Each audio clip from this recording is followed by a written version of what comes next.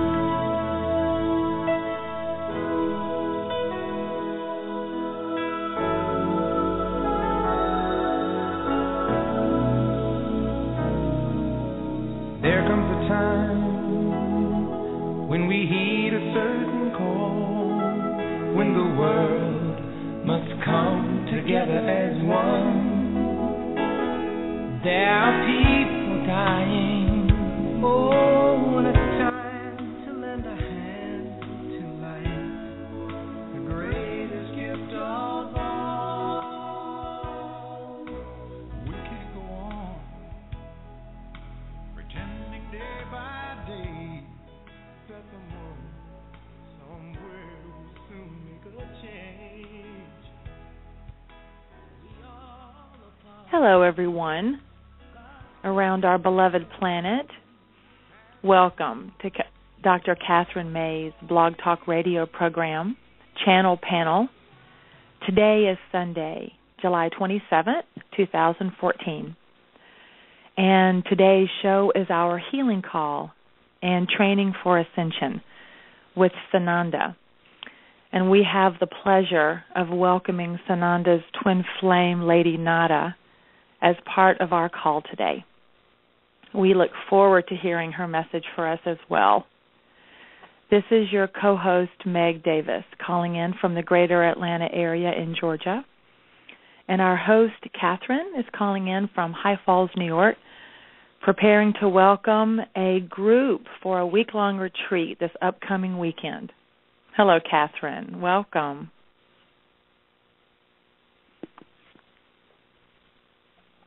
Hi, Meg. Oh, sorry, I had muted myself. That's okay. I was like, oh, let's get her on. Hi, Kathryn. Hi. Oh, it's all so good and exciting. I'm splitting at the seams here. It's, well, anyway, where will I start? I just came back from Canada, where I spent about a week and was getting messages every day there. So I spent a lot of time talking with our friends, actually the whole time. And on the way home, it's about an 8-hour drive, so I listened to the radio for a little bit, but most of the time I was talking with them. So I was having a conversation with Lady Nada, who said she wanted to come to the healing show today. And then I got a tap on the shoulder from Saint Germain. And he said, I want to discuss this with you. And so we had a 3-way conversation about the show today and what they want to create today on the show. Well, let's see if I can explain this. They're really asking me to take it to another level. As I was talking with them, and Sananda came in too, so we're having this 4-way conversation, and we were all talking about what they would like to do on the show and how they would like to present it. And they said, now, you talk to us this way as a group. And when I'm in a quiet place and I can sit quietly and talk with them, I do. We have a conversation, It's not a download. So even when I do the messages, I go back and I read it and I correct the spelling and the punctuation and everything, and then I talk to them about what they've said and if there's anything else they want to put in and if I got it just the way they wanted to present it and so on. So we have a discussion about the message. Well, they said, why don't you just do the show that way and show people how we talk so that they can learn to do it too and so that they can understand what it is that I do. So I said, okay. Why not? So they said, okay, we're going to have Sananda and Lady Nada. Saint Germain is raising his finger, saying, don't forget I'm in the background here. I may not talk, but I'm listening. He said, I'm pulling up a chair.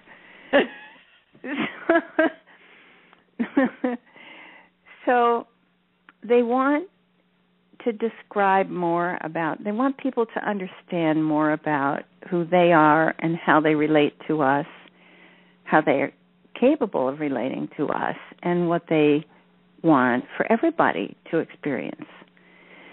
So we're going to try to do that.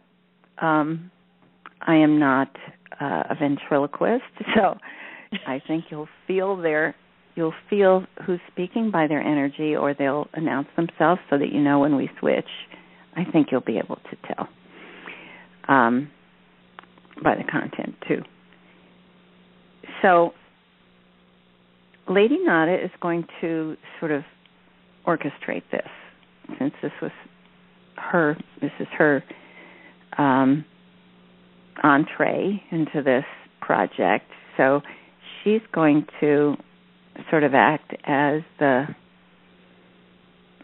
moderator, let's say. And what can I explain to you about this? I was really amazed at the messages they've been giving lately. They're just so filled with information and love and expansiveness, and they made it clear to me they want me to channel everybody. And then last night when I got home late and I was having trouble falling asleep, you know how you get buzzy after you've been driving a long time. So I was talking with them as I'm falling asleep, and I went, oh no, don't tell me you want me to channel all 64 of the council. Oh, they said, why not, dear? I said, not all at once. We better get you some help.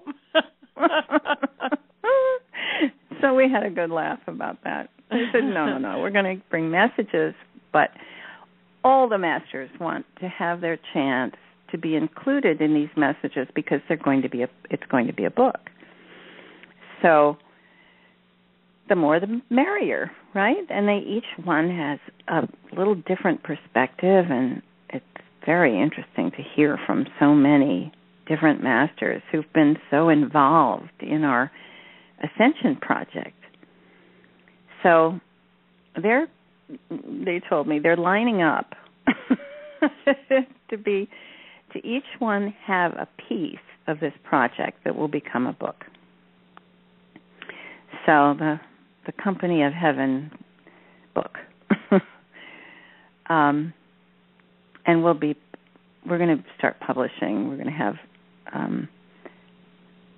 When God Pinched My Toe as a book and an e-book. They'll all be e-books, and hopefully they will all be free on the website, or just very minimal, whatever it costs us.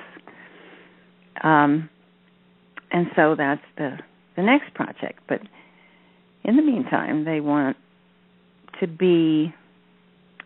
make contact. They want people to see them, hear them, feel their presence, to really break down the barriers. I was listening on the way back through the Adirondacks. It was just a beautiful drive. I was scanning on the radio, and there are a number of religious stations now that are playing music. And I was listening to the words of the music, and they're all sort of this approach that is about give praise and worship our Lord who is on high. And I think that's the concept they want to break through. Not only are they not on high, but they're right here with us. And they don't want to be worshipped. They want to be in contact with us. They want to connect. And so I think this is why they asked me to do this conversation today. So we have another message coming from Lady Nada, and they've told me Kusumi's going to be among the next of the group too. So every day until the RV, there will be a message. Well, Kathryn, I just have to say that this is particularly interesting to me and possibly others, since being involved with this work that you do and listening to the calls over the last year, I have become much more comfortable with the idea, well, the truth, that they are here, they feel equal to us and want us to feel that. And to have a conversation when I can speak with them now with my level of conversation being more casual. So I at least am speaking with them more casually, and I feel confident that feels good. It feels heart-centered. What this is going to add to my life is being able to literally expand the realm of possibilities by hearing and watching you do this. Because I've seen you do it, because I've been to several retreats. But I've never been privy to this particular type of conversation. And every time they and you expand our realm of possibilities, we go higher. And we move into a worthiness, because I know that's what this is for me and maybe others, this worthiness, this allowing it to be this familial, this friendly, this accessible. And I think about calling up my best friend on the phone and having a casual conversation and like, Meg, that's what they want you to do. That's what they want. They just want you to, make a phone call and allow you to hear them, because that they're wanting to talk. They're wanting you to hear them. So this is going to be great for me to hear that. I'm excited. And I just had to laugh at with the last message when Lucifer and Hope came in. I went, Lucifer and Hope? What do you mean Lucifer and Hope? It's Lucifer and Gabriella. Wait a minute, what's going on here? And I started to laugh and chuckle. I went, don't read the end of the letter, because that's what I wanted to do. No, just read the letter. It was everything I could do not to race to the end. And sure enough, at the very end, beloved Hope says, and my incarnation is Gabriella. I went, okay, all is right with the world. We're good. And it was just hilarious. I'm like, look at this spiritual little soap opera I created in my head. It was just hilarious. So I had a good giggle with Gabriella about that, and a new name for her. And the only other thing I wanted to mention, and maybe Sananda can mention this, and Lady Nada, is over the weekend on the Healing for Ascension tour group, Wendy, I'm going to call her out, Wendy posted this beautiful video of the children of Gaza singing We Are the World. It was chilling. It was so beautiful. And I went, Sananda has his hands all over this. And here they were with every skin color, every type of dress, with pictures of Gaza and some just war-torn areas, but also just children playing and people hugging and kissing and sharing meals, and just this is what this is like for us, just loving and being together. And I would love if he would comment on that piece, because that song is so special to him. I know that he's got something to say about that. So if he's open to that, we would love to hear what that is, and hopefully what this might be doing for opening our hearts to that part of the world. Oh, thank you for that. So the link is on the Facebook page, right? And I'll go and find it. I'll repost it to bring it up high so people can see it easier. But I reposted it, so it should be there. So it was beautiful. Okay. So Healing for Ascension Tour, and is it on? Let's put it on both places. Okay, I'll have Gabriella post it on the tour one. Healing for Ascension Tour, and it's also on the Healing for Ascension Tour group. Yes. On Facebook. So let's, for the people who are new, our Facebook page is not social media. It's not pictures of people on vacation in their bathing suits. It's a master class. It is designed to help people raise their vibrations, and it's a resource. So on the Healing for Ascension Tour group is where people can talk with each other, can share information, can share their deepest feelings, can develop friendships with people who are on the same page. And the goal of it is for everyone to raise their vibrations, to reach higher and higher, and to help each other do that. So it's not just a place where people come and post stuff. The requirement is if you're going to post something, you have to tell us how it helped you and why you think it should be there. So it's a very personal, cooperative venture, and it's building. There are now more than 11,000 people, I think. But it still is completely intimate and building close relationships. You can find people in your own area, connect with people near you. You can share your thoughts and feelings among people who will really be on the same page. So that's the group page. The Healing for Ascension Tour is the up-to-the-minute news and information about what we're doing. The retreat, the shows, the links to shows, and so on are all there. We also now have our wonderful webmaster, Don, who is posting all the messages and the announcements and so on the on the website, which is whoneedslight.org.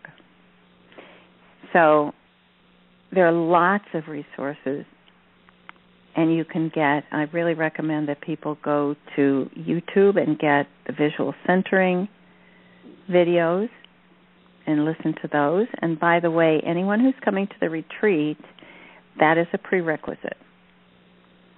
You have to go and listen to and watch the videos on visual centering, because then we pick up with what you already know. Saves me hours of explanation. I also recommend that people have read the book, Who Needs Light? So you have a really good foundation to start with. And then in the workshops, we just soar. So that makes it even more fun. So I think that's those are the announcements for now. If anyone is interested in the retreat, we still have a few places. We're going to have all kinds of camping gear. We're going to have beautiful tents outdoors. We're going to have so much fun. So my house is here in the country, bordering on a 6,000-acre preserve. So we have hiking trails right up the mountain. We have woods and swimming pool and all the comforts of home. So, and we even just built an outdoor shower, because there is nothing more divine than an outdoor shower when you've just been out hiking or, in the woods. So it's going to be fun. So I think that's all the information for now.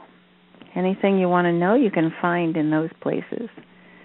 And the most up-to-date information is on the Facebook page, and where you can contact Gabriella and Meg and others and share your information and your questions. Okay? Are you on mute? No, I'm here. You're here. By the way, I want to tell you, I love listening to your opening when you begin the show. It's such a pleasure to hear your voice. I just look forward to it. So I want to thank you for that. Mm-hmm. All right, now, let's see. I guess I explained enough about how Lady Nada and Sananda are going to come through.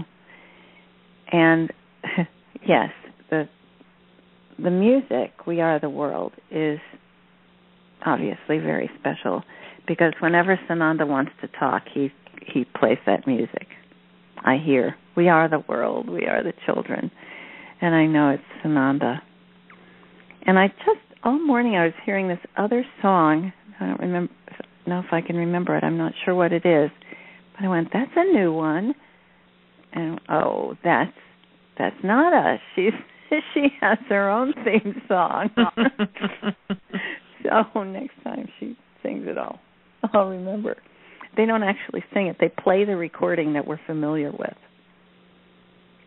So it's a convenient trick. So and all of you, if you hear a song playing in your head, pay attention because that's often the way they make contact. It's a good way to get your attention. Well, I woke up this morning, was it yesterday or this morning, with this is the dawning of the age of Aquarius. Oh, yes. And I remember about 4 or 5 months ago, I found it. I posted it on the Healing for Ascension Tour group page. It just made me happy. I was just in a music mood. And St. Germain in his message the other day was talking about playing that song as the musicians and artists are always the one to bring in a new age a bit quicker than the rest of us, and they were ahead of their time, and I thought that was hilarious. I was like, oh, and yeah. They named themselves the Fifth Dimension. The Fifth Dimension, I know. It was great. They were way ahead. Yes. Okay, so I guess there's one more here's Jay. I knew he'd be back sooner or later. He took off to visit his friends. He's back for the show. I was talking to Sananda about this channeling business, and I'll describe what I was seeing as I was. Yeah, they told me to do this, to describe what I was seeing as we were talking. When I had a quiet time, not while I was driving. I try not to do this too much while I'm driving, but when I was sitting and talking to them, I pictured the three of us sitting in chairs, like, living room chairs. We're sitting in a, triangle, the three of us facing each other. And I could feel their presence, and I could see them. And it was like we were sitting in the living room together talking. And I remember noticing the details of their clothing and the way they looked and how radiant they were. And what a pleasure it was to be in their presence. And the electricity between them is so powerful. It's like, in science fiction movies where they show beaming people up and you see the flashes of electricity. And it was like that. You could feel the energy between them and the love. And so Sananda was wearing I can't exactly, it's like a classic kind of thing that doesn't have any particular era. But something between the most comfortable golf outfit you could imagine and a formal jacket kind of draped with the fabrics that they envision for themselves are so beautiful. It was a very light color, almost white, but then every once in a while you'd see a blue flash run through it. So it's not fabric, you know. And her, or not fabric as we know it, it's alive.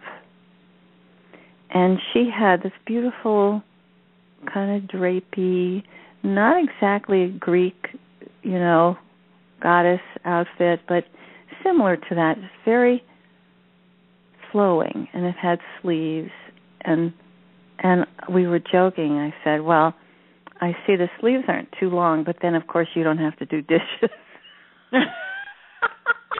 Oh, my. So they don't have to worry about whether their sleeves are going to drag. Oh, my gosh, that's funny.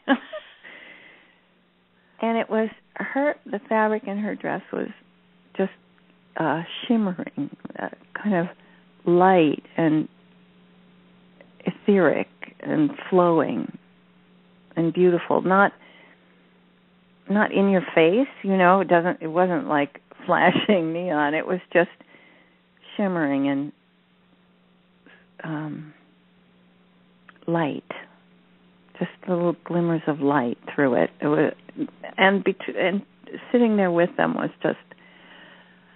I felt like I was in heaven.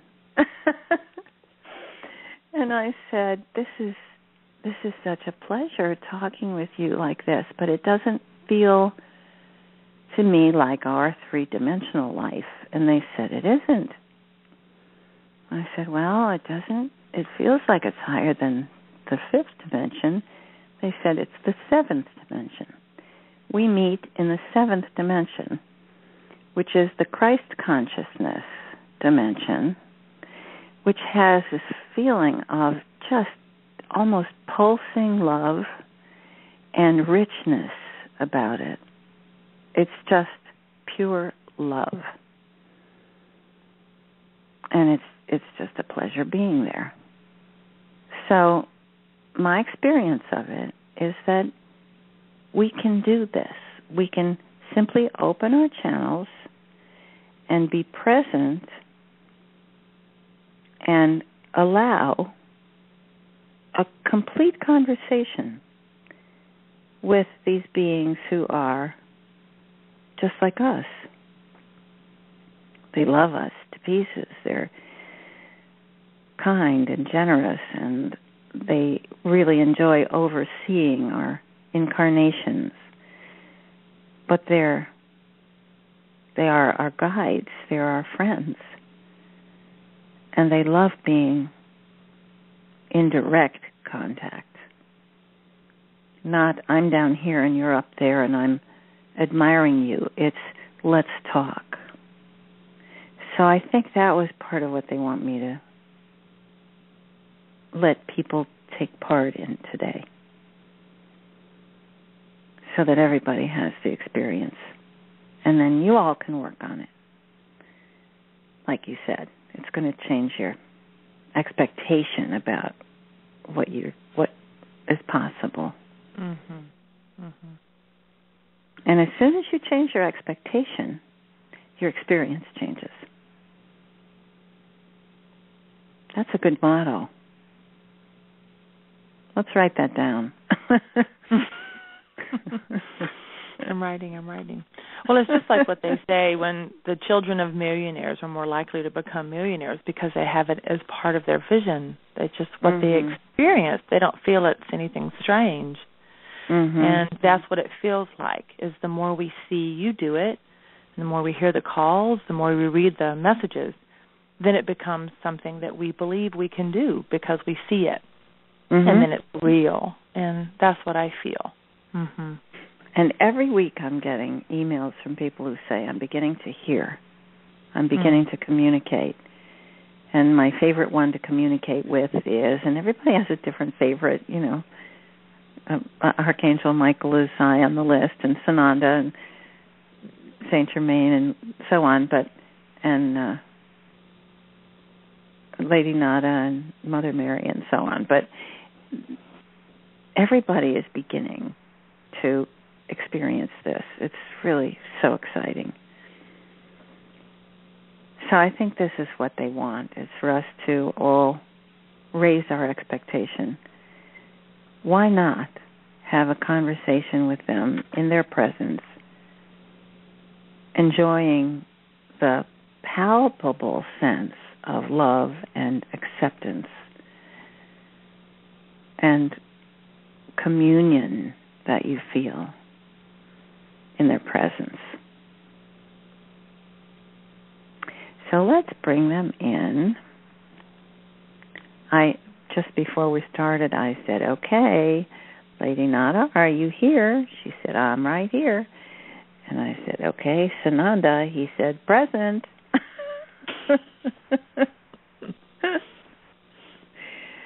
So they really are funny sometimes, they really do have such good humor. And they're so delighted to offer everything for us. So I'm going to let them come through. And I will, so this is a little different from the way I usually channel. This is what they wanted me to explain.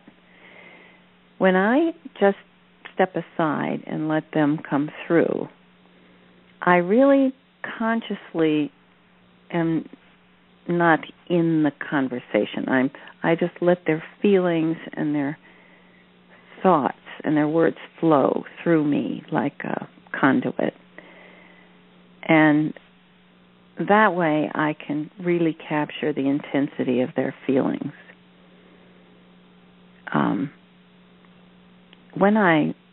What they're asking me to do today is a little different because I have to be present to hear the conversation.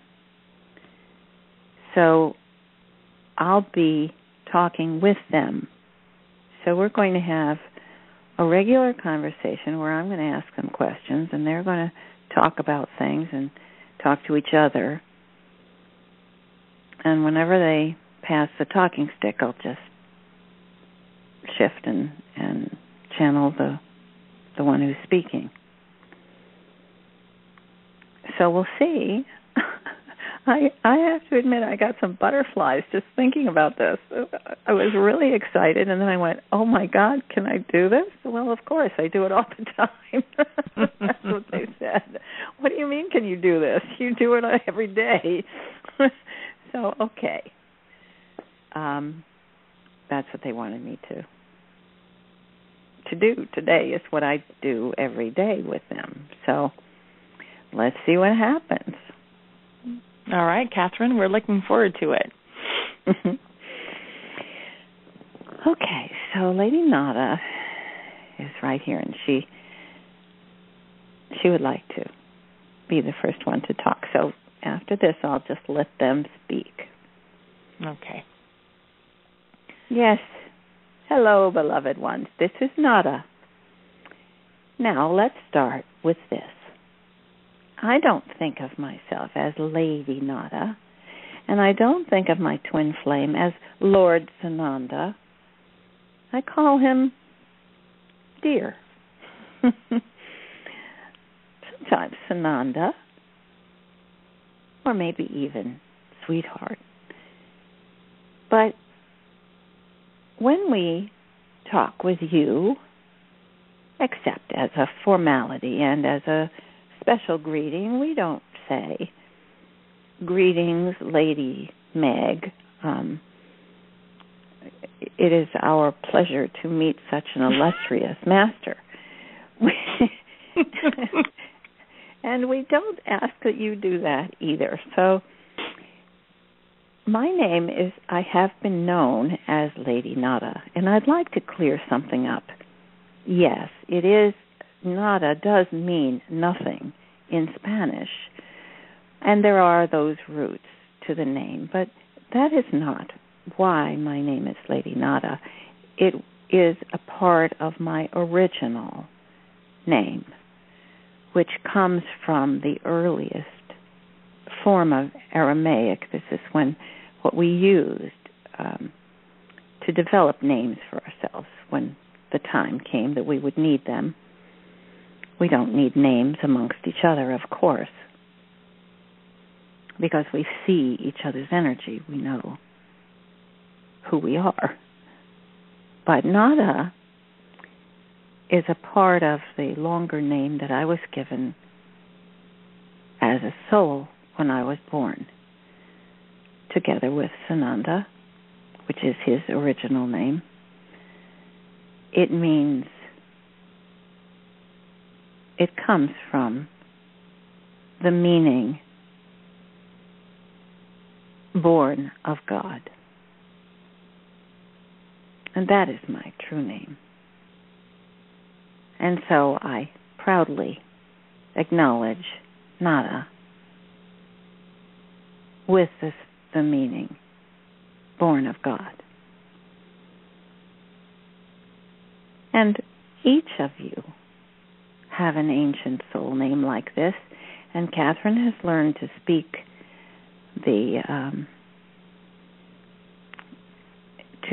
to work with the syllables in the ancient language to give people the original name, which has very rich and subtleties.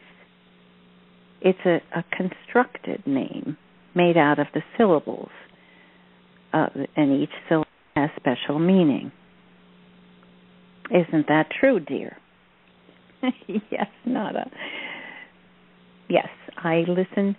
When I hear the names, people's ancient names, I write down the syllables, and then I ask what each syllable means, and then we put it together. And each syllable, many of the Master's names have references to God and to the heart. So, for instance, the syllable Ma, M-A, means heart. And Ra refers to God. So many of them have those pieces. There are also other references to love or to God, to Source, and so on. So I guess it's kind of like the Inuits have 36 names for snow. There are so many versions of love and several versions that refer to God, and our names are constructed out of those syllables. Thank you, dear. Yes, this is Nada. So, this process of channeling, we're very pleased to be presenting it to you today in this new way, because we want all of you to be aware that this is part of your training, is to learn to listen, to be able to hear your higher self, of course. Everybody's so fascinated with their twin flame. They want to hear their twin flame. But I recommend to you, dear ones, listen for your own higher self first. That way you make the strong connection and you develop your own sense of independence and self-reliance and a sense of knowing within your heart. This is who you are. And then when you meet your twin flame, you won't be overwhelmed with awe or with the love butterflies. You will acknowledge their equality with you. And this is the kind of thing that we want to encourage by talking with you this way. Now, Sananda's here. And I notice that when Kathryn begins to channel Sananda, she begins to cough. Yes, it's true. Sananda's voice is a little lower, and it touches something in my throat, and it gives me a tickle. But it's not unpleasant, so go ahead, Sananda. Greetings, beloved ones. What a pleasure it is to be here in this conversation. I know you're getting as big a kick out of it as we are. I have a confession I'm going to make. Not a really deep one, but something fun to tell you about. We haven't told Kathryn the whole story of this, but she has an inkling. And I think it's time we unveil this small truth. There was a time when Father God asked Kathryn to channel him, and because he had used Billy, and Billy does a full-body channeling, Kathryn said, well, I'll try to learn to do full-body channeling, and I will work on that. So she tried. She spent almost a week at her cottage in Canada, where she was just staying, where she goes to do serious meditations. She worked very hard at doing full-body channeling, which requires that the person go into a very deep trance.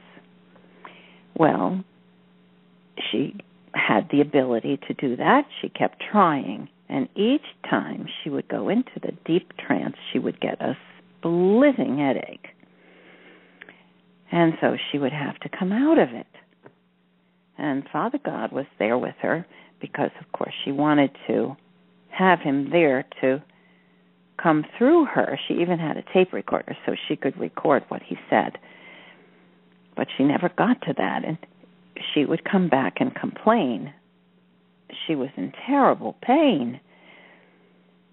So eventually, she kept trying, and eventually Father God just said, it's all right, dear, you don't have to do that.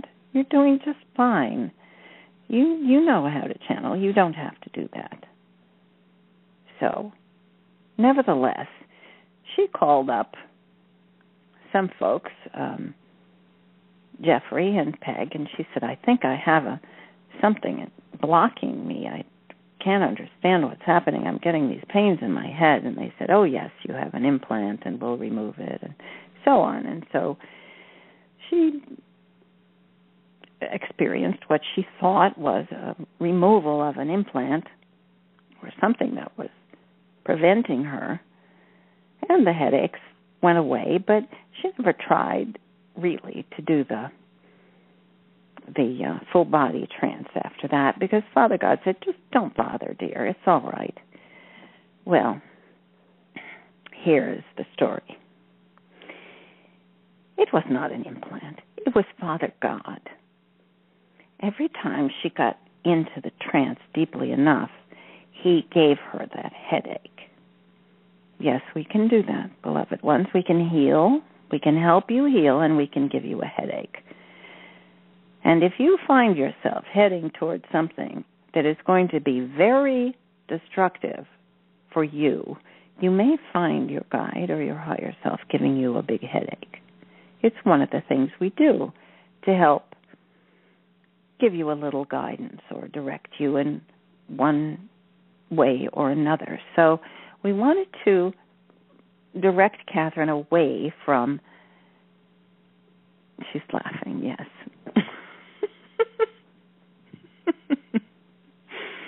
Now you tell me. All right, continue, Sananda. So Father God was getting quite a kick out of this. He thought it was very funny that he was sort of teasing Kathryn in this way. Of course, it did create some concern on her part, but nevertheless, after a while, she forgot about it, and we moved on. Now, I'll tell you the reason. We did not want Kathryn to do full-body channeling. We really did not want that, because then we could not have done what we're doing today. And besides, she didn't need to do that. She doesn't need any special techniques. She just uses her sense of empathy and brings through our feelings and our words, and it comes out just as we're saying it. So we actually wanted her to be present so that she could channel more than one person. And in order to do that, and be present herself, in order to do that, she couldn't do it in a full trance. So this is why Father God was interfering with the process. Now, you may ask, why didn't we just say to her, no, you don't need to do that? Because she needed to experience that herself. She needed to know that she could really do it if she wanted, because Father God allowed her to go into that state and then pulled her right back with the headache. So she knew she could have done it if necessary. But after we all agreed, we don't want her doing that. We want this other way. So then Father God said, well, you're doing just fine. Why would you need to do that? It's fine. And so we've continued to help prepare her for this time when she could do what we're doing today. And we'll give you a few examples. Right, Nada? Yes, dear. All right. Now let's go on with our healing. Now, as long as we do it this way, we can ask Kathryn to take over and go pick up her paper and read about the people who need to be healed today. And then we can proceed and talk about what they've asked for. And so now we'll ask Kathryn to go and get the list of people who have requested healings today. Now, those of you who requested through Gabriella are on this list. Kathryn was not able to use the internet much this week, so if you send it directly to her, you won't be on this list today, but we'll get to you the next time. Make sure you send your requests to Gabriella at healingforascension.com. So let's look at the list now. So I'll turn this over to Kathryn, and she can read you the list of people who've... Oh, and I can use my eyes, too. This is fun. Okay, here is the list which Gabriella gave me just before we started. These are 3 people who have requested special healing attention for today. The first one is Henry Garcia for his sister Diana, who's in the hospital in Anaheim, California. And he says, my sister has been in ICU for over a week after a surgery that didn't heal right. And her blood pressure dropped, and they couldn't get it back, I think, and do something to help her. She has lupus and has been on dialysis for many years, and she's in a lot of pain. And something about her intestines and her hearing. So I'm not sure exactly what the surgery was, but she's in a lot of pain. She's not healing, and, you know, hospitals are terrible places for healing. And plus the drugs they put you on after you've had surgery are heavy doses of antibiotics, but they also, much of the painkiller concoctions that they give you do not help with healing. So he says she's ready to just die because she's not healing, and she's in so much pain, and he's saying he's not ready for her yet to go, and neither is her husband. So they're asking for healing prayers, and Henry, and also I'd like to add prayers to help ease her pain. So however long she stays, she won't be in pain. Because I know even the most, no matter how hard it is for you to let go of the one you love, you don't want for them to suffer. So we ask that Sananda and and Lady Nada send their healing energy to Henry Garcia's sister Diana in Anaheim. Our second is our dear Martin Weiss, who has a cancer tumor that is too big to be removed. It's a gallbladder tumor, and the chemo is recommended to reduce the size of the cancer. And after they will remove the gallbladder with the tumor, and we will rebuild one with the intestine. That's very interesting. I didn't know they could do that. He's saying there is no cancer cells anywhere else. So we're going to help Martin. We're going to send him a big blast of healing and shrink that tumor. Now, Martin, I have done this. I worked with a woman who had a breast tumor, and we worked on reducing the size of the tumor, focusing the energy to reduce it. The doctors had scheduled surgery for her, and she was a nurse, so she knew what was going on. So she went for her pre-op checkup. They checked it, they took pictures, and they said, we have to schedule this surgery immediately before it's too late, because the cancer was disappearing. Now, isn't that an interesting take?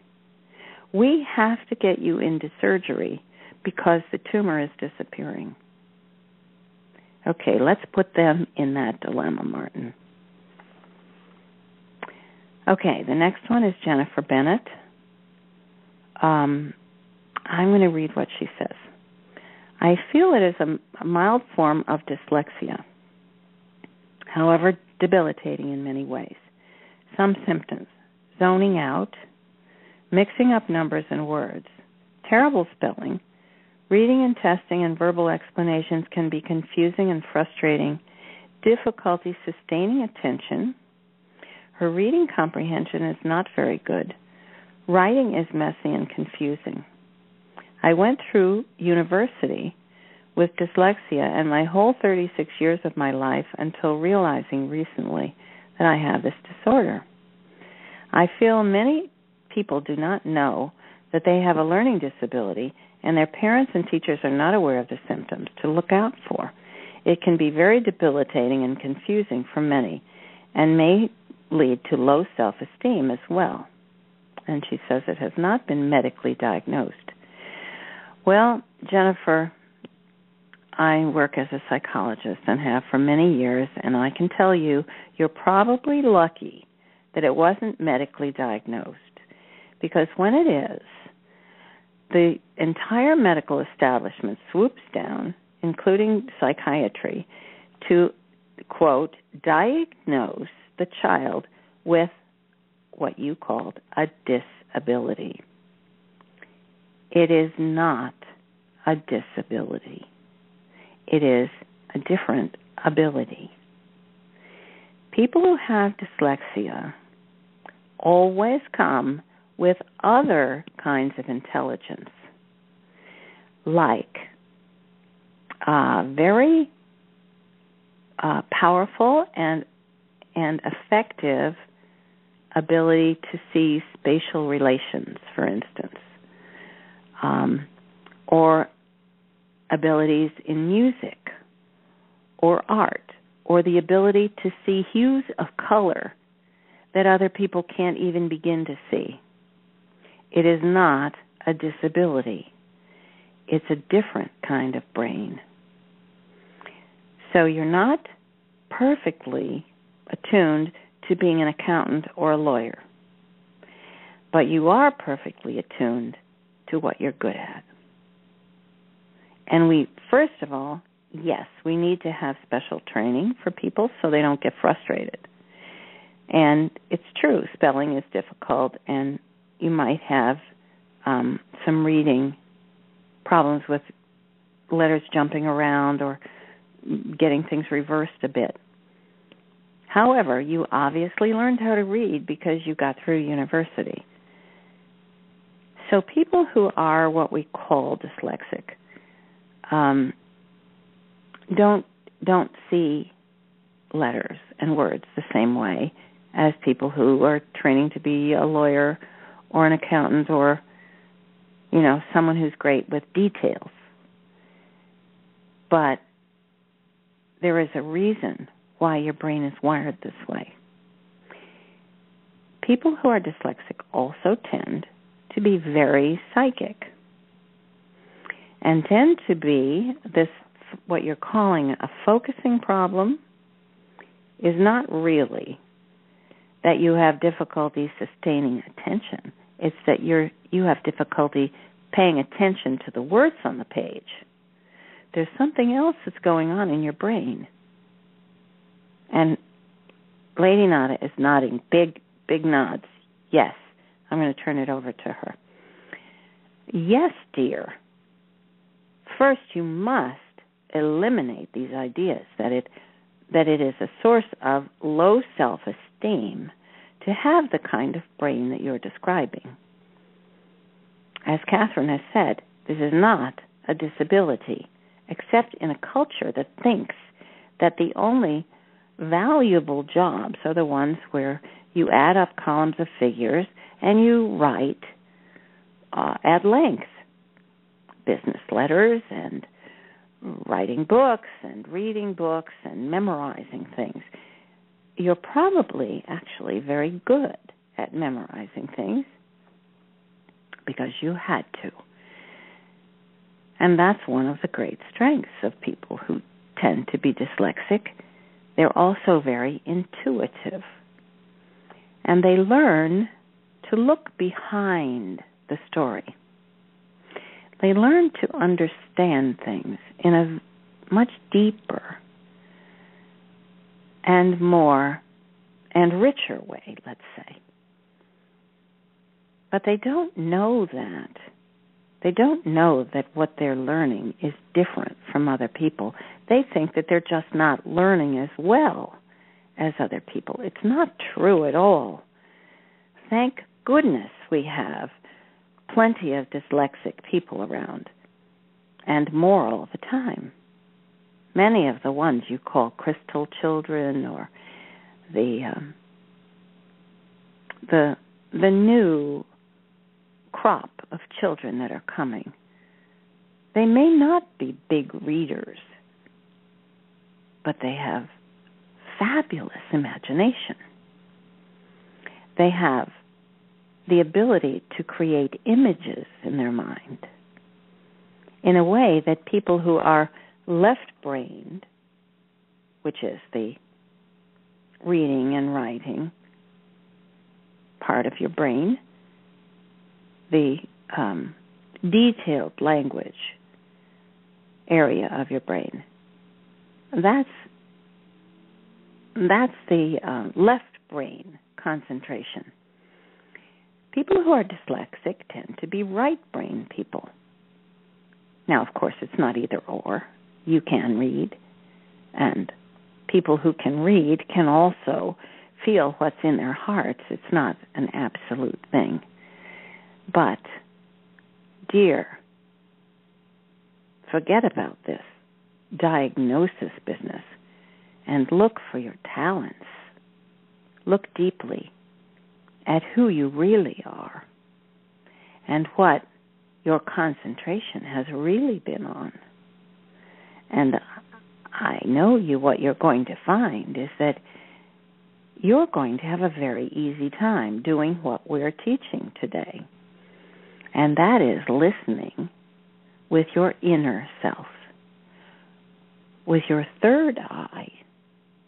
Now, you're finding that you lose concentration because you're switching back and forth from your third eye to your two human eyes, and it's confusing you.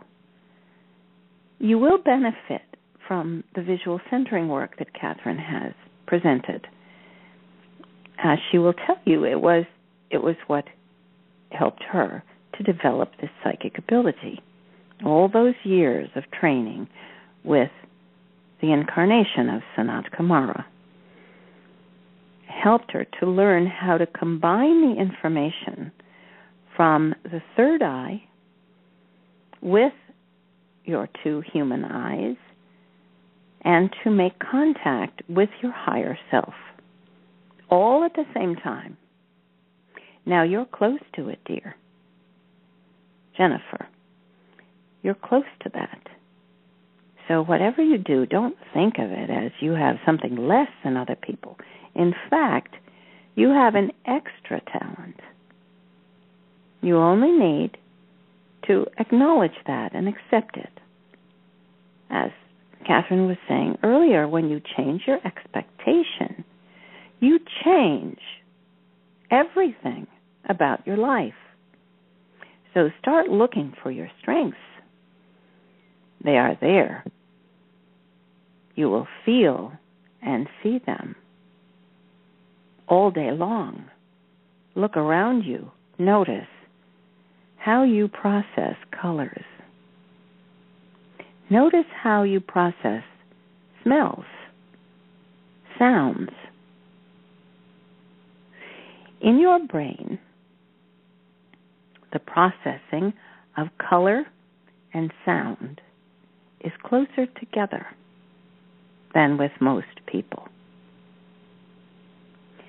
You might say, we've been talking about the veil lifting. You might say the veil between the channels that process color and sound is thinner for you than for most people. And what a delight you have in store when you begin hearing the color blue and seeing a major note on the scale. You have great delights in store for you, dear. So, you need no diagnosis and you need no medical help. For heaven's sakes, whatever you do, don't look for medical help, because there is nothing wrong with your brain. You don't have a disease and you don't have a disorder. You have a talent. Now use it, dear. It's why you came this way. And especially now, those of you who have these special talents are beginning to come into your own. You're beginning to feel how strong you are, how clear you can be. Sananda is nodding with his hand over his heart. Yes, dear, go ahead. It is an important conversation you're having. It's very important for people who have been belittled, who've been made to think of themselves as less. You are not less. There is no such thing in the human spectrum of talents, artistry, profound abilities. You are only just beginning to discover your brilliance. This is why we're here. Beloved ones, we're here to help you discover your divinity. Yes, each and every one of you, to discover your divinity. Now, as this applies to the healing for the others as well, Martin, link with your higher self. Diana, we send our love in the hospital. We hope your brother, Henry, will tell you what we have said. Your higher self stands just above you, always, always ready to connect with you. And your higher self is in the higher dimensions. Now here's how the healing takes place. When you connect directly up through your body. Feel your heart. Feel the love in your heart. Feel the energy rising up through the center of your brain, up into your crown chakra, and keep going. Send your beam of light. Remember, some of you, the bat signal. When Batman would shine his light into the sky, and you could see the bat signal up there in the sky, do that. Send the signal, which is the essence of who you are, your DNA code, in addition to your soul identity. Yes, generate it with your engine that is in your solar plexus. Feel yourself generating the energy. Send it upward through your heart,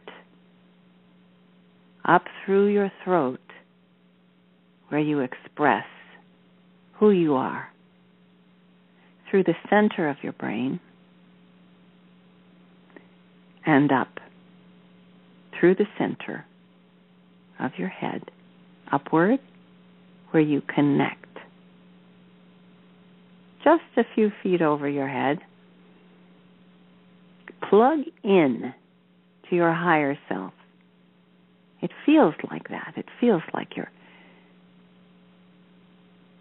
attaching a conduit between you and your higher self. Now, if you are a master, which you are, Martin, of course. Now, this is specifically, we'll use Martin's case right now, specifically because we trust that he's listening and he's going to learn how to do this, and hopefully we'll be able to teach it. Take this connection, plug into your higher self, feel the essence of that energy. Your higher self is here with us. Now, you can begin with the fifth dimension. We can come down to the fifth dimension to meet you. Martin, we're going to encourage you to raise your vibration even higher to the seventh dimension, where you and your higher self connect with the grid that is the Christ consciousness.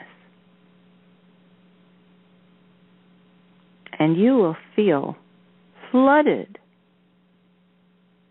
with love, with such richness and abundance that you are swept off your feet. Feel it. We're sending you our love. And now, Kathryn, explain what you just felt. Oh, Sananda, as you were doing that, I was breathing, I was seeing Martin rising up to connect with his higher self. He made the connection, and you said he was here with you, and I suddenly felt your heart beating. When you said, we send you our love, I felt your heart beat.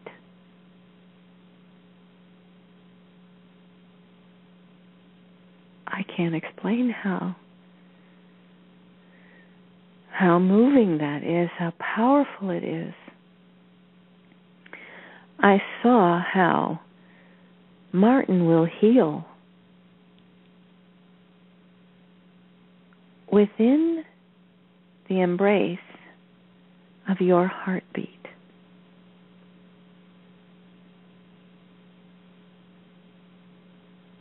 his heart will beat with yours. And Nada brings the power of her heartbeat. And I do too. And we all join together, and our hearts beat as one.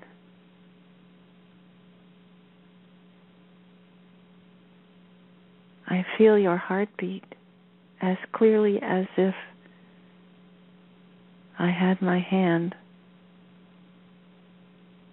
directly on your chest, feeling your heartbeat. It's so strong.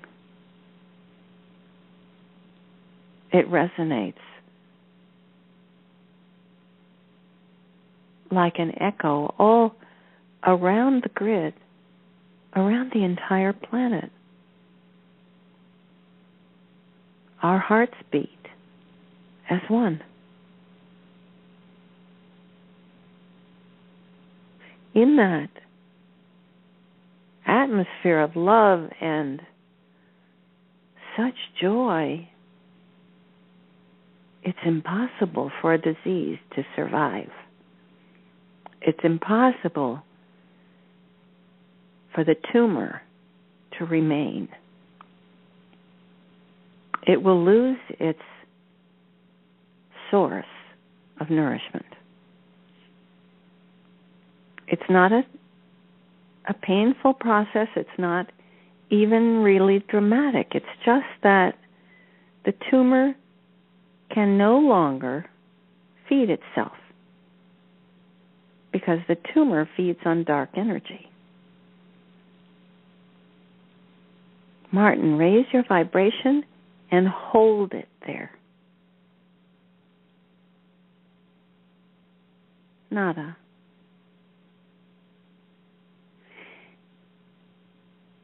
Beloved Martin, feel our hearts beat with yours.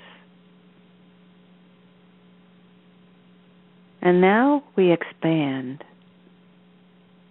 this heartbeat that we four have created. Now we include Meg. Come sit with us, Meg. Be here in our circle. There you are. Now feel your heartbeat with us.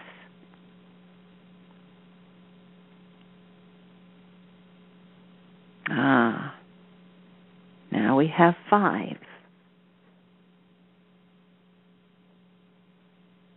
And we connect to the great Christ grid, the Christ consciousness grid.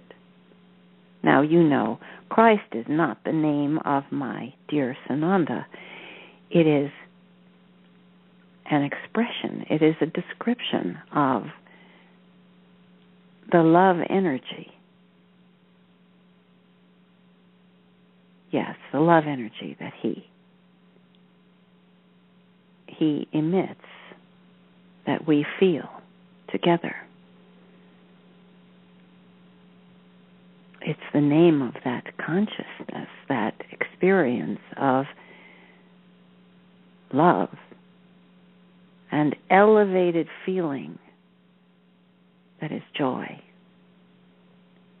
The rich combination of love and joy.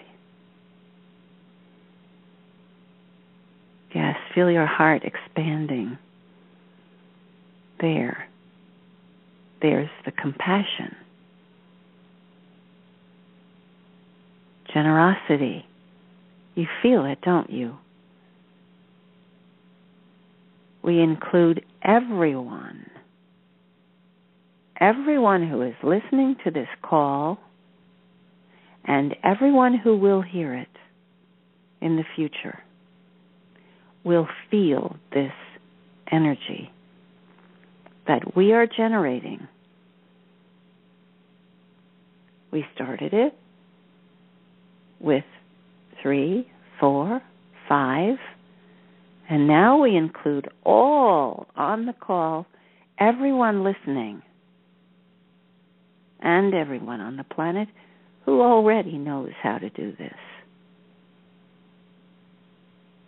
Now, the challenge for all of you, beloved ones, is to maintain this all day, every day. Dear Diana and Martin and Jennifer, make it your life's work to live in this energy. And when you do, there will be no disease, no pain,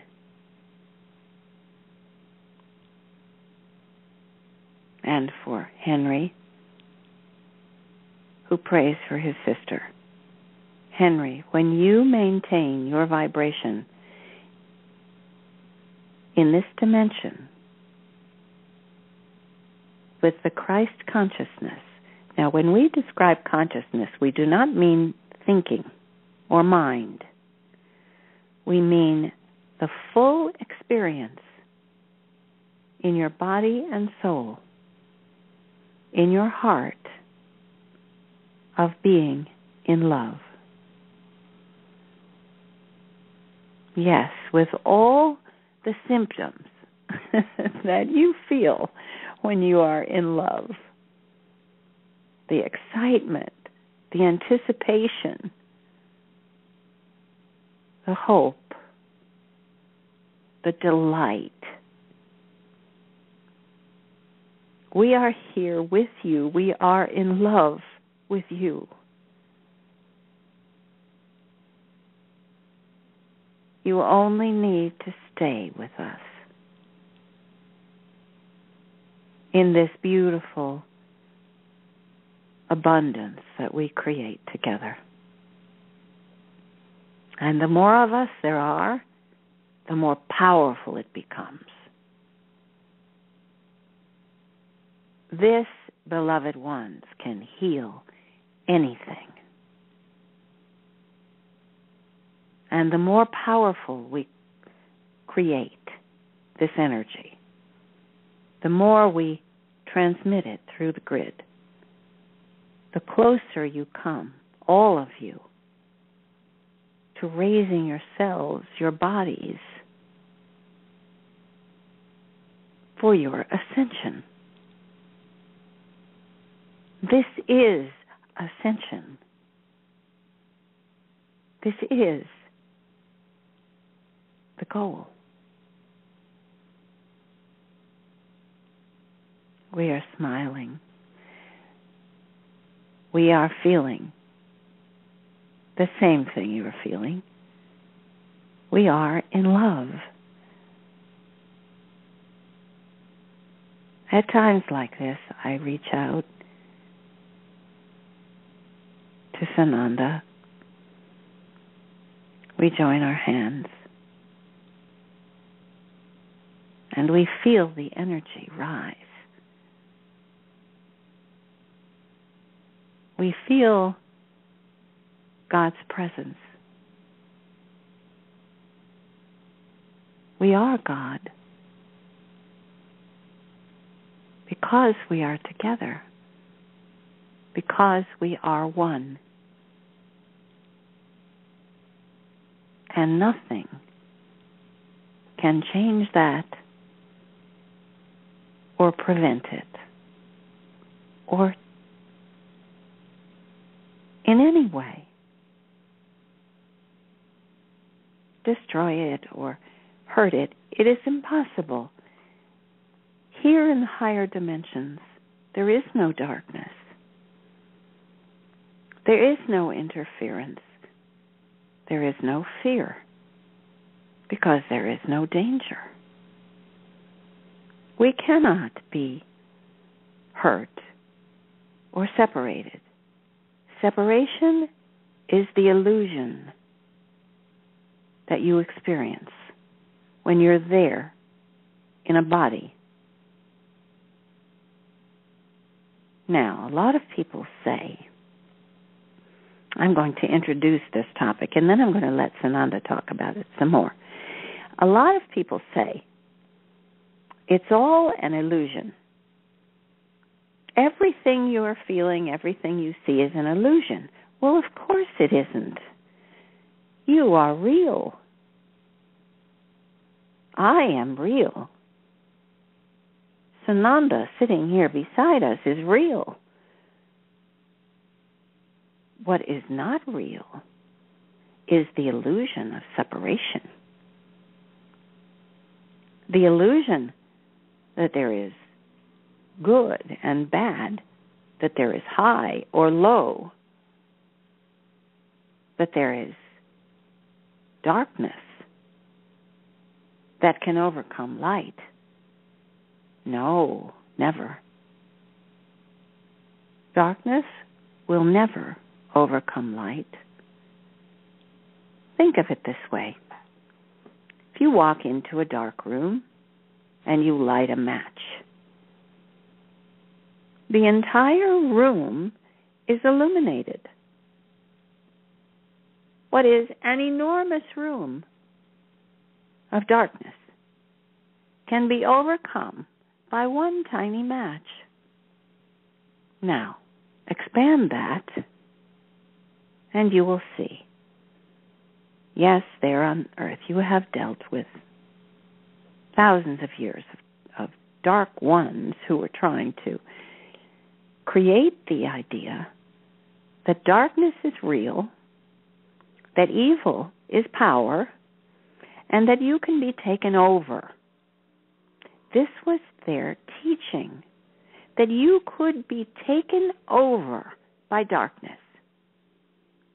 Well, nothing could be greater nonsense than being the idea that you will be overwhelmed and inadvertently or by accident taken over by darkness. Absolutely not. Agree to it. You must join up. If you want to be one of the dark ones, you have to join up. Well, those of us who understand that darkness is just an illusion, well, why would you want to join up with that? It's on the way out. It's completely passé.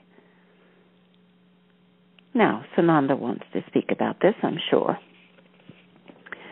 Of course, beloved ones, I want to reassure you. I'm glad that Nada brought this up. The idea that you need to fear the ones who have brought destruction, that you need to fear those who pretend to have dark powers. They are what you call the cabal, yes. There have been many who have toyed with dark ideas and feelings and thoughts. But that's all it is. It's a game. Now, it can be a deadly game. While you're there in a body, of course, you can be killed.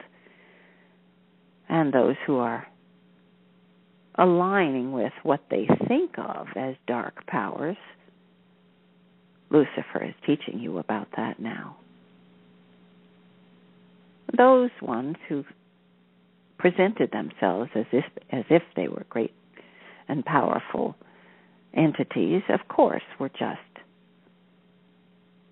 well, strutting around, acting as if they had control over everyone, as if they could control everyone. But you know, beloved ones, you know in your heart. Now, Martin, apply this to your disease.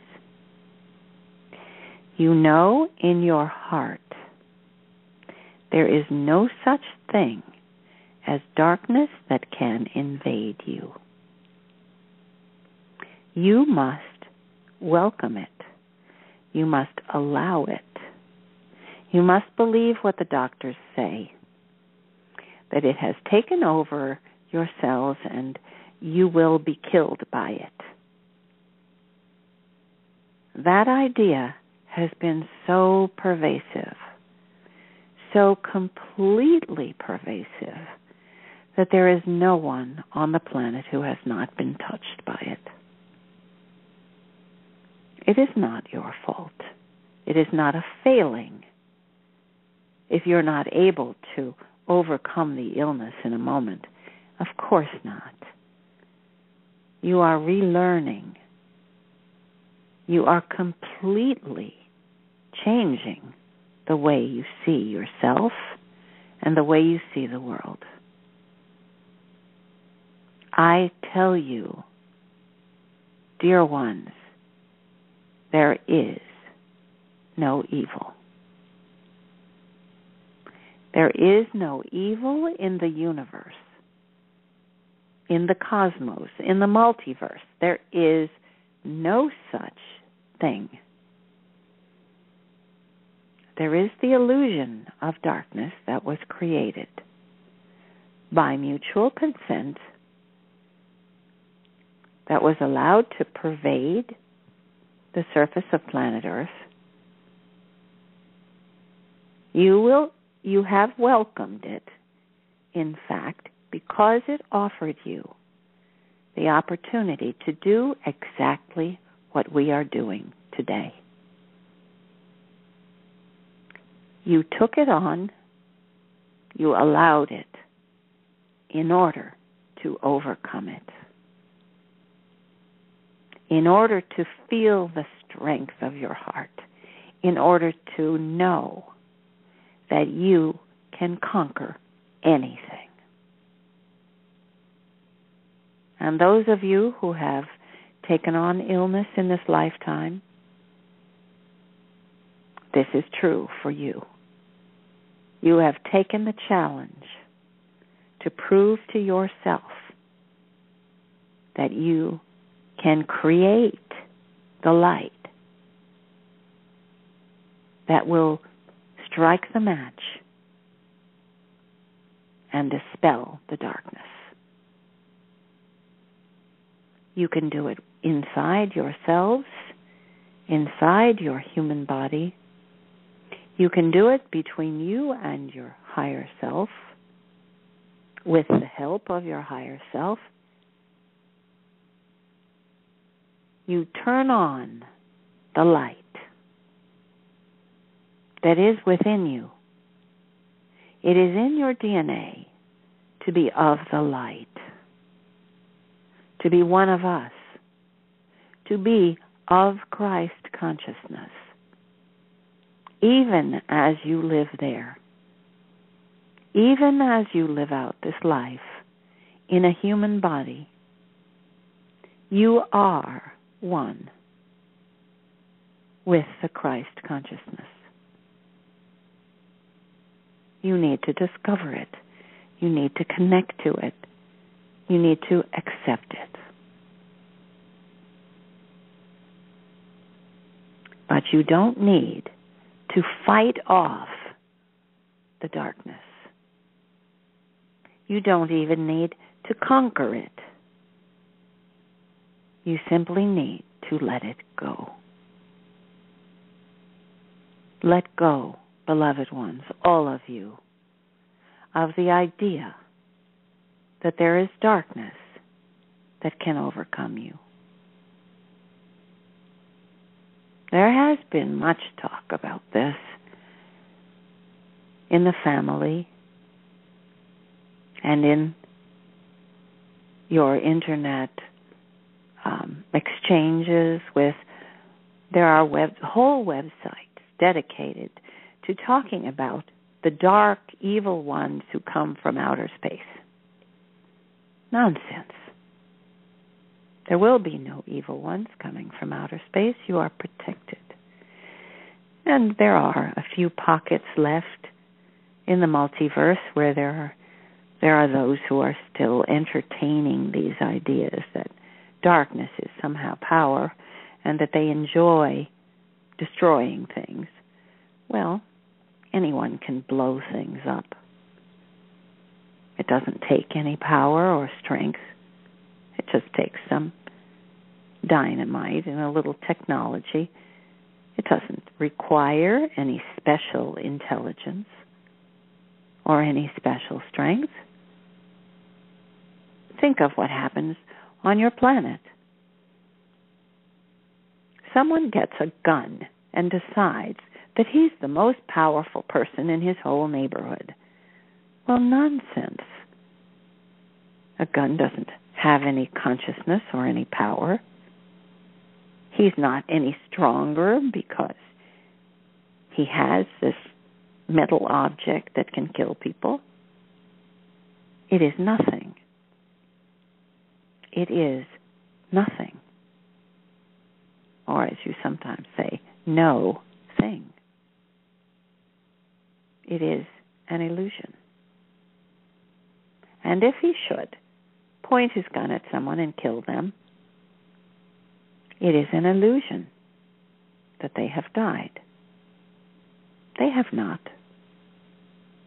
They will leave that body and go on, do something more interesting. The darkness, the separation, the division, that, beloved ones, is the illusion. And anyone who truly understands this in your heart, completely in your being, in your soul, your heart, your body, and connecting with your higher self. When you understand that and know it, there is no attraction to darkness. None. It is simply, there it is over there, somebody trying to pretend that they're dark. Yes, we know about that.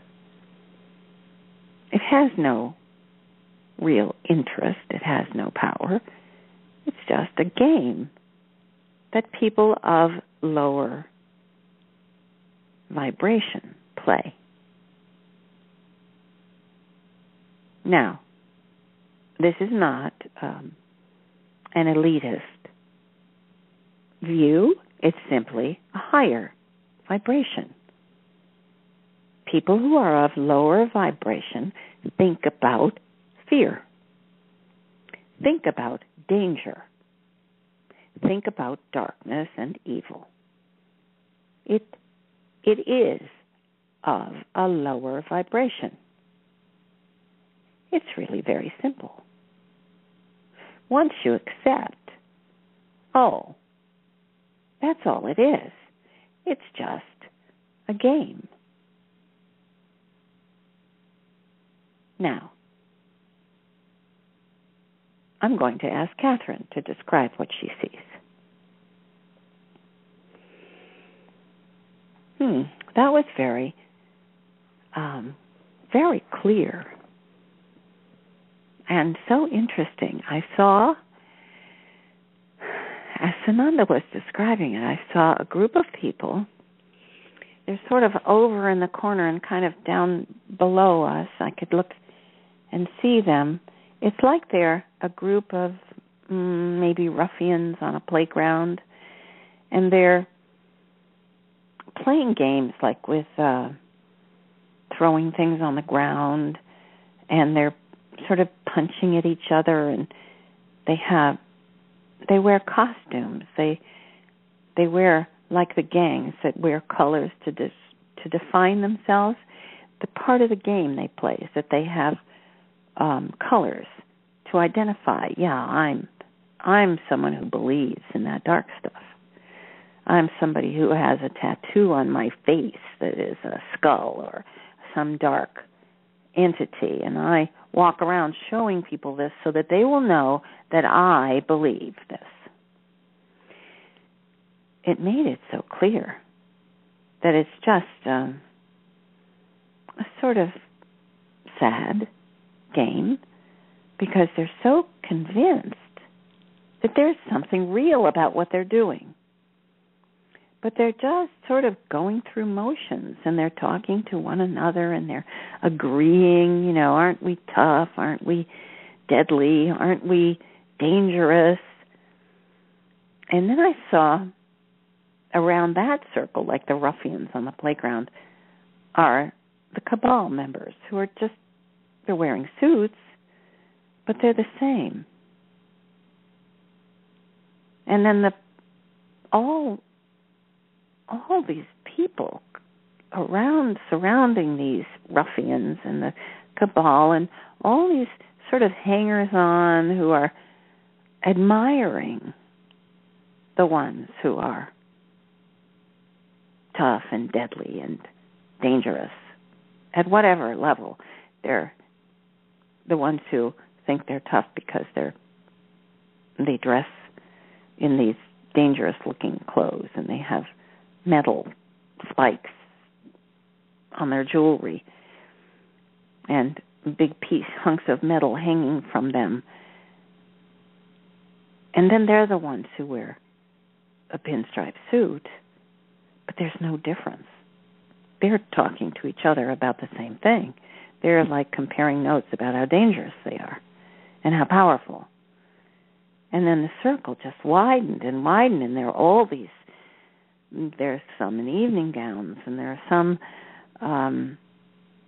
in their working gear, whatever it is they do, but they're looking at this group of so-called dangerous people with great reverence and a sort of awe.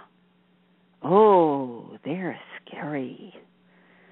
I'm afraid to go near them. And they're actually the audience who are encouraging these dark ones. So they're like applauding and giving credence to, oh, yes, this is really dangerous. And all of it is taking place on a stage. And everyone is reading their lines. And each one is playing their part. So that there's something for everyone there. Whatever social group, whatever language you speak, whatever financial strata you might be aligned with, there is a dark play going on. And you can sit in the audience and you can ooh and ah. But then I saw it and I went, oh, boring. They all just keep repeating the same thing over and over again. And they're so wrapped up in a delusion. And the odd thing about it is that they don't even know they're all in a shared delusion. What came to my mind is the French term they use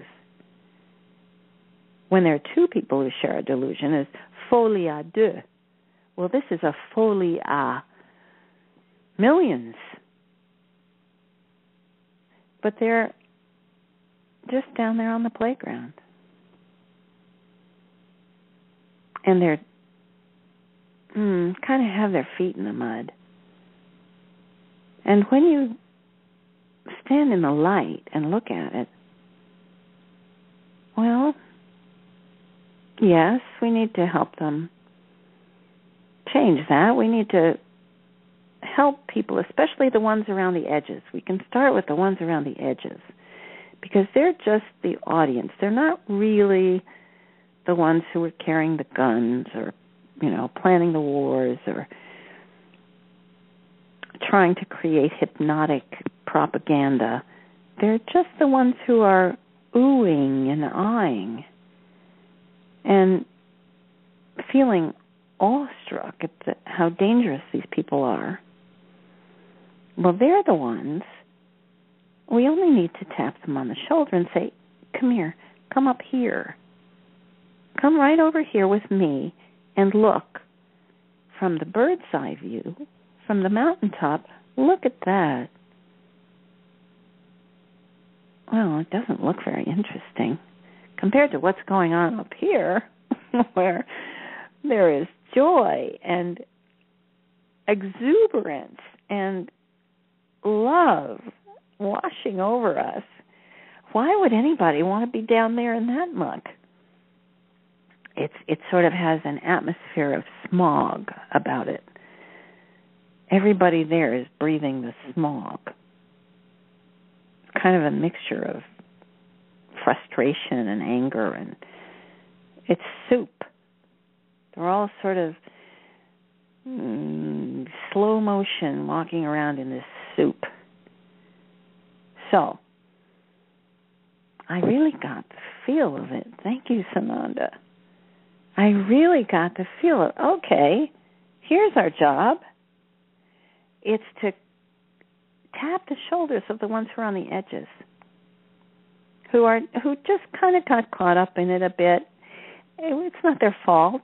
They just are used to hearing that language. Everybody's used to hearing the language of awe. Well, even, the Bush administration called it shock and awe. We can bomb an entire country into the Dark Ages. Wow. How powerful we are. Well, most of us heard that and went, oh, that's not powerful. That's just disgusting. That's just ridiculous. Why would anybody want to do that? Okay. I turn it back to you, and Lady Nada is going to have some suggestions for us about how to proceed. On a lighter note. Yes, beloved, yes, of course. Now that you've seen the picture, everyone is watching. Everyone is standing here with us looking at that picture. Now, feel how good that feels. To be away from that, it even smells bad. Everything about it is not what we want to be, not what we want to embrace.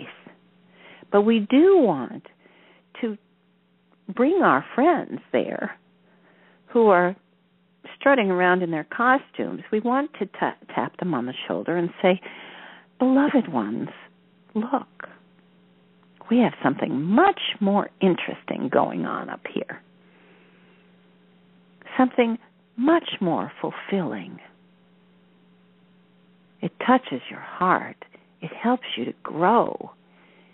It helps you to expand as a soul, to join us, to raise your vibration. Not by pretending none of that exists. No, it exists. We know. Those are real people. It's just the game they're playing that is an illusion. They are real souls, and they need our help. Now, how do you help an entire culture? Well, we have asked Kathryn and the other channels who bring our messages, we have asked to bring those messages to you, to show you what we feel, to show you how much we truly love you,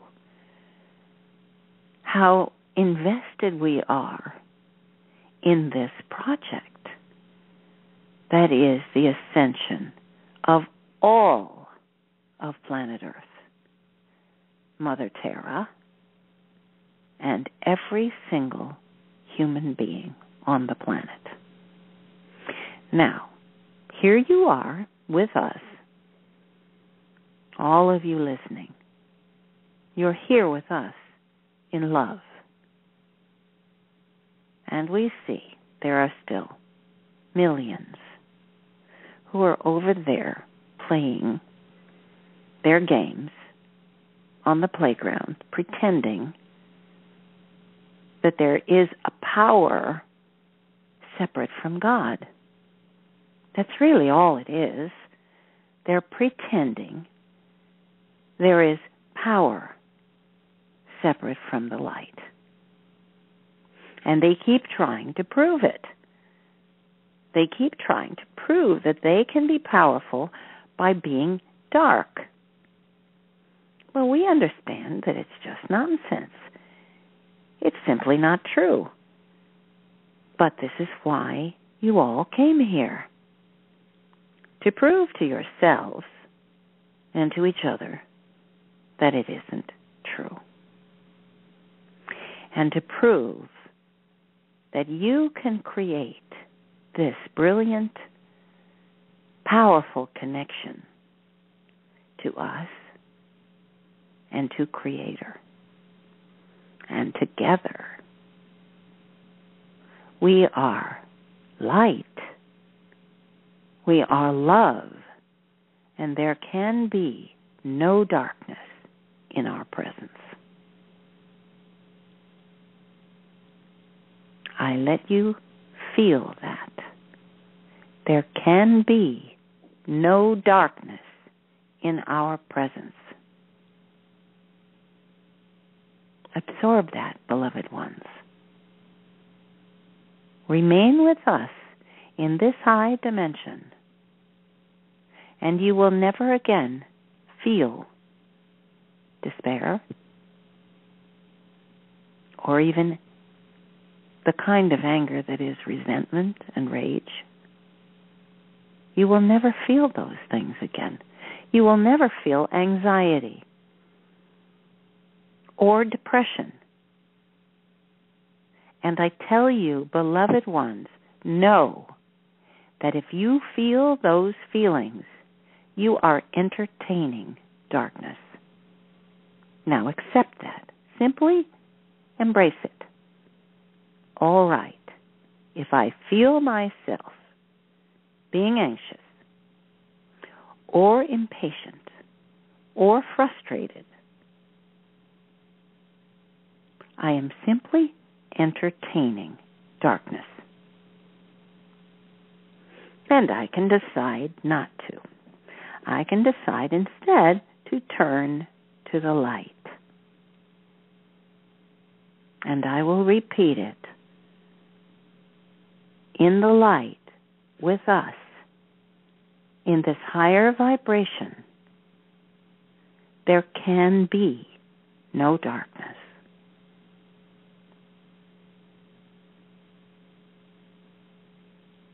And here, in our group, feel it. Bright.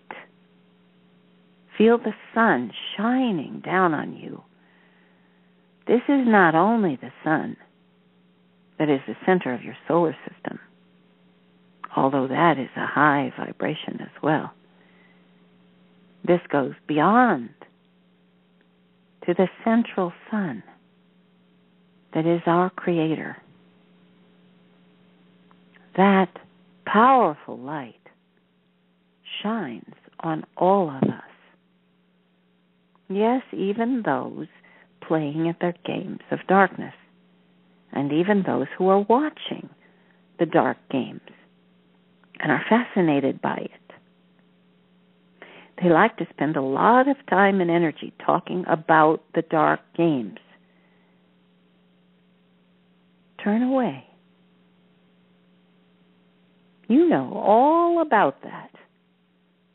You don't have to tell everyone about it. You don't have to point out incidents and examples of it unless it will truly help the person you're talking with. Now, this has been the purpose of this phase of messages that we have given to you over the last few months. It is to say, beloved ones, there is darkness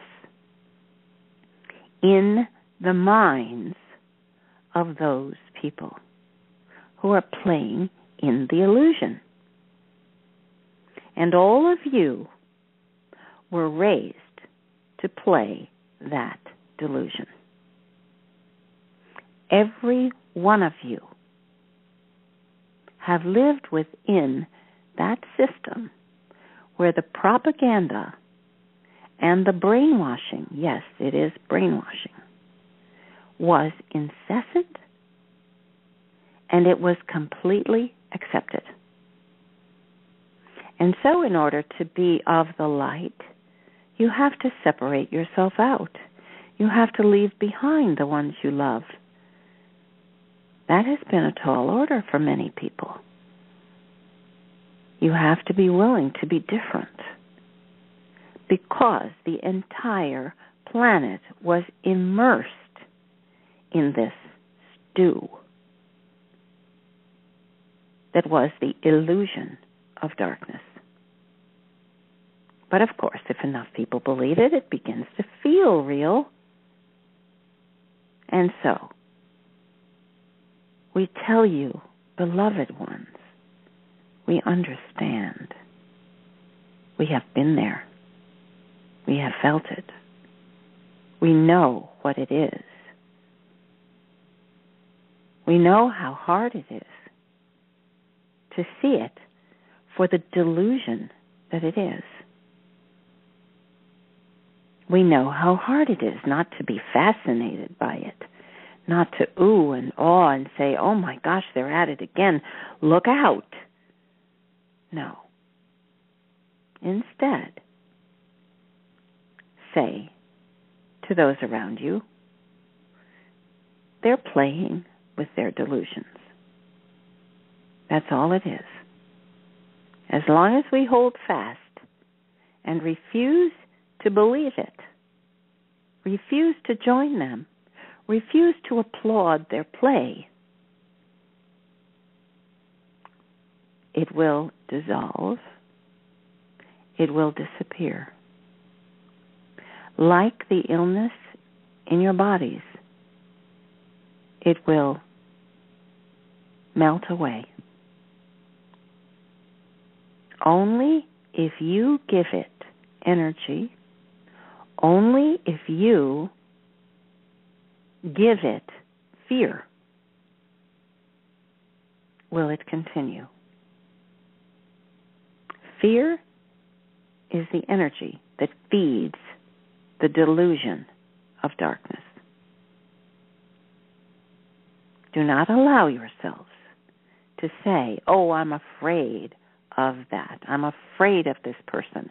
I'm afraid of that darkness. No. Do not permit yourselves to even say it to yourself. And especially, do not say it to others. Instead, come to us. Sit with us here. Join our circle. There is room for every single soul on the planet and beyond. Every single soul who has been a part of this great project that is the ascension of planet Earth, and every being who is now working toward their own ascension to higher and higher vibration. And those of you, dear ones, those of you who have lived this life on planet Earth, will know deeply, deeply and forever that there is no such thing as a darkness that can overwhelm you. There is no such thing as evil that can overcome you. It is nothing but an illusion.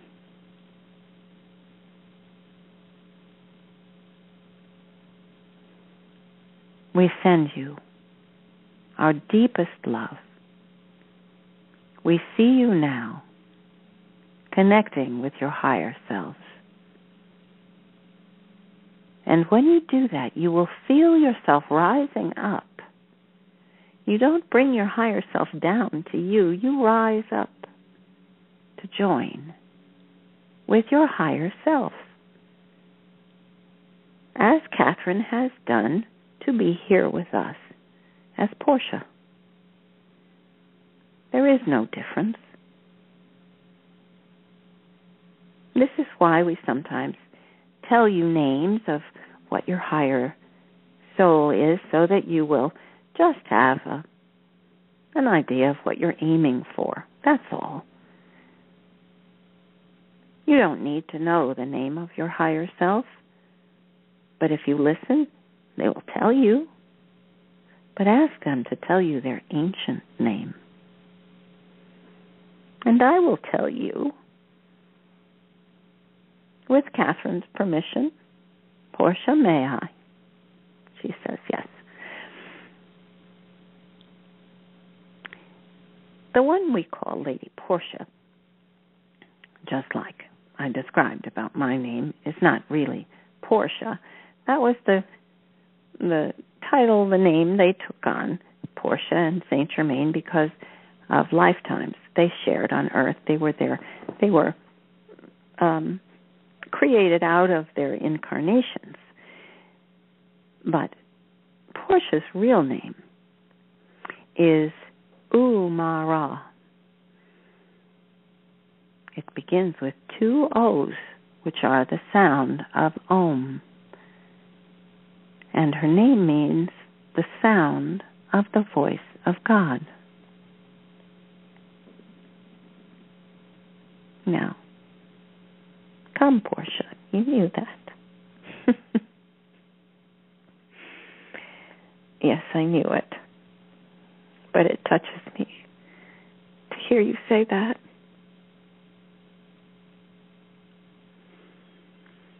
Thank you, Nada. Thank you, Sananda, for this wonderful, wonderful lesson. My heart is so filled with love and gratitude for this opportunity and for this wonderful experience. I wish everyone in the world could hear this and be here with us and know this, what we know. And hear beloved Meg beside us, our dear Archangel.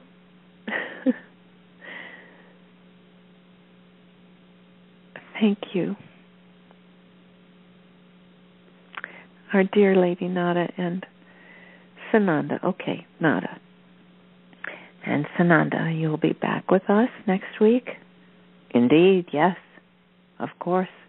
This will be a very productive, very exciting time for all of us. We look forward to it. Thank you, Sananda. Thank you, Nada.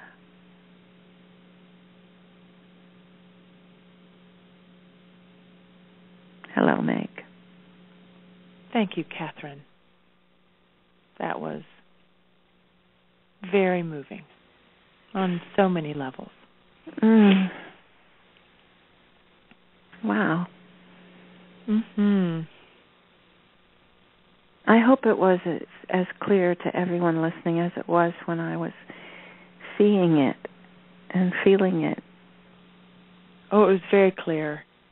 Your description was very clear. I could see the whole tapestry laid out with the playground and then circles going out and levels. It was very clear. And even even though there's not really a height, it was just a vibrational difference of watching it and knowing we've all engaged in it. I mean, we know what that feels like, so it's not even a better than. It's, oh, I know that. I've done that. I've been there. I know what that feels like. And we can even love awake, that part of ourselves. Love up. That's good. Love up. That's right. Love us up. Love ourselves up. Because we've all engaged in that behavior, and if we can do that without judgment and just say, "Oh, I know what that felt like, and I'd rather be here," it's just a choice. It's not a judgment. It's just a choice. And and we can see others and say, "Yeah, I know you've been there, and it's okay. Welcome back." Been there, done that. Welcome back.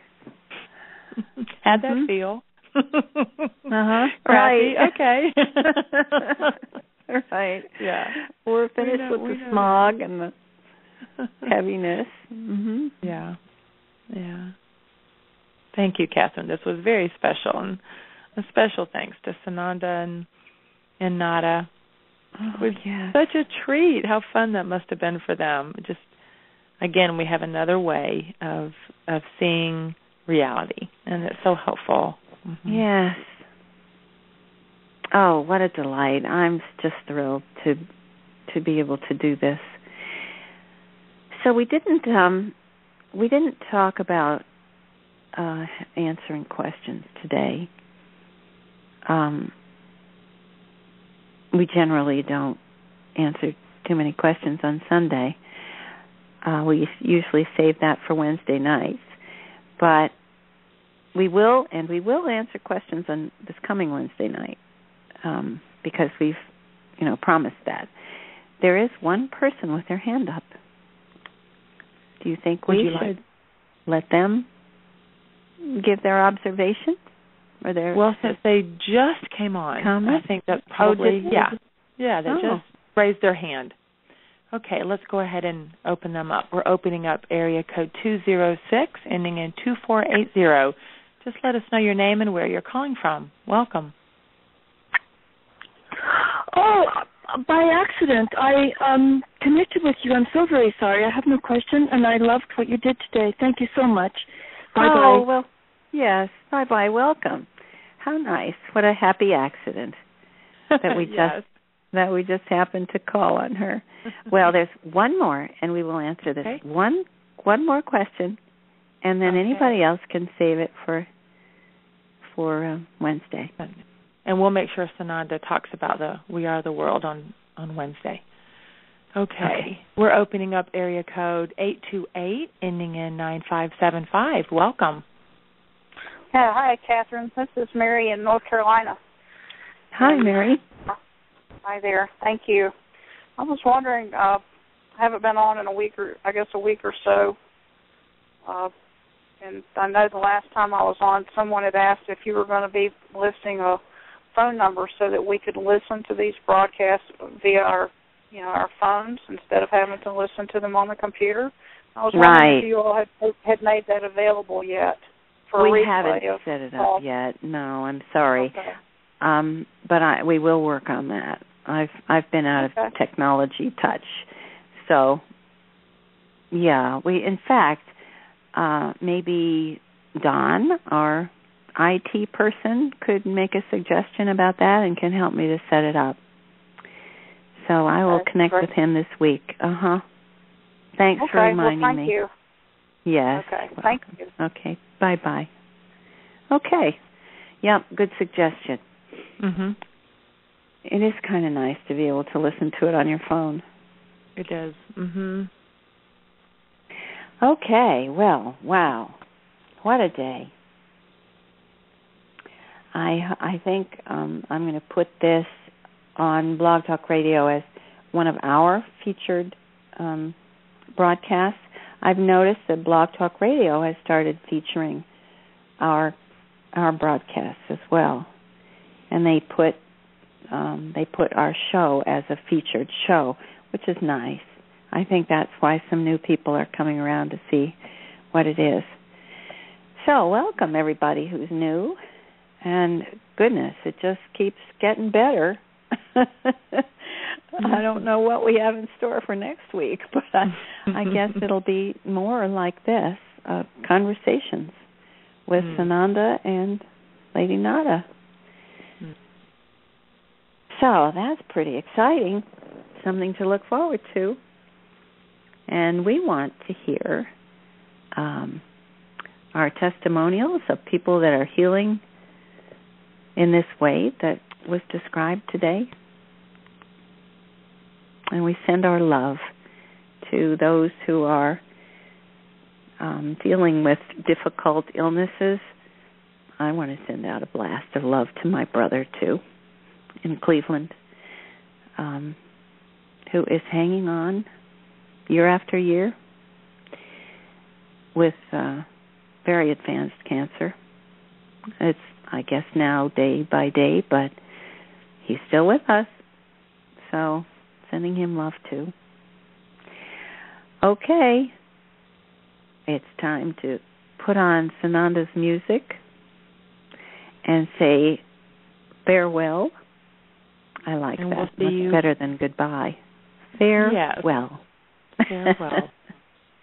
Good night, good day, Kathryn. We'll see you Wednesday. Yes. Bye-bye. Okay. Bye-bye. Bye, everyone.